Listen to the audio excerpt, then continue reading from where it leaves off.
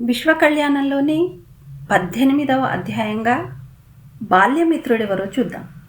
శ్రీకృష్ణుడి బాల్యమిత్రుడైన సుధాముడు దారిద్ర్యాన్ని అనుభవించి చివరకు పత్ని సలహా మేరకు కృష్ణుణ్ణి కలవడానికి ద్వారకా నగరానికి వస్తాడు. అతడి చిరిగిన వస్త్రాలు, వాడిపోయిన ముఖాన్ని చూసి వింతగా చూస్తారు అక్కడి ప్రజలు. ద్వారం దగ్గరకు వచ్చి నేను శ్రీకృష్ణుడి బాలమిత్రుడను, ప్రాణమిత్రుడని చెప్పగానే ఎగతాళి చేస్తారు ద్వారపాలకులు. ఒక ద్వారపాలకుడు మీ పేరేమిటని అడగగా నా పేరు సుధాముడని చెప్పగా, సరే ఇక్కడే వేచి చూడండి, రాజుగారికి తెలియపరిచి పిలువ నంపితే మిమ్మల్ని లోనికి పంపిస్తానని చెబుతాడు. కొంత సమయం వేచి చూసి కృష్ణుని పిలుపు రాకపోయేసరికి సుధాముడు సహనాన్ని కోల్పోయి నన్నిక కృష్ణుడు మర్చిపోయాడని తలచి వెనుతిరుగుతాడు.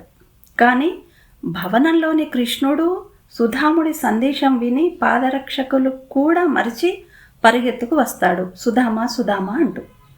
వెనుతిరిగిన సుధాముణ్ణి కొంత దూరం వెళ్ళి భుజం తడతాడు కృష్ణుడు. ఆ తర్వాతి కథ అందరికీ సుపరిచితమే.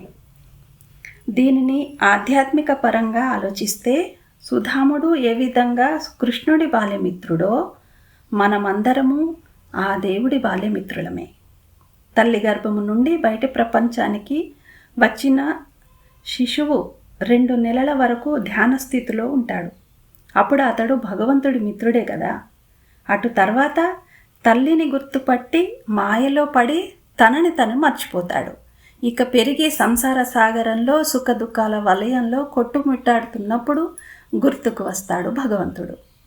అతడి దర్శనం కావాలని, దుఃఖాలను దూరం చేయాలని పరితపిస్తాడు ప్రతి మనిషి సుధాముడి వలె.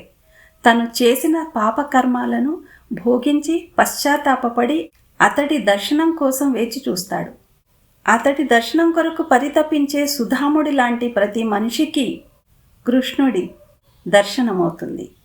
అదే ఆత్మదర్శనం. అతడే విధాత, ప్రియసఖుడు, రక్షకుడు, ఆత్మదేవుడు కాదంటారా?